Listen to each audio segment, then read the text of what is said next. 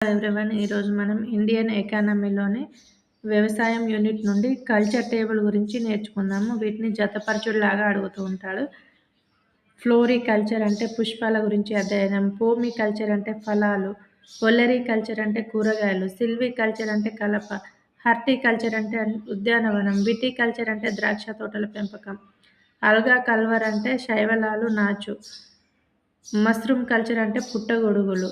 అదేవిధంగా మారికల్చర్ అంటే సముద్ర జీవులు, ష్రింప్ కల్చర్ అంటే రొయ్యలు, ఫిషీ కల్చర్ అంటే చేపలు, బ్రౌన్ కల్చర్ అంటే పీతలు, ఆక్వాకల్చర్ అంటే చేపలు, రొయ్యలు, పీతలు, టిష్యూ కల్చర్ అంటే కణాలు, కణజాలాలు.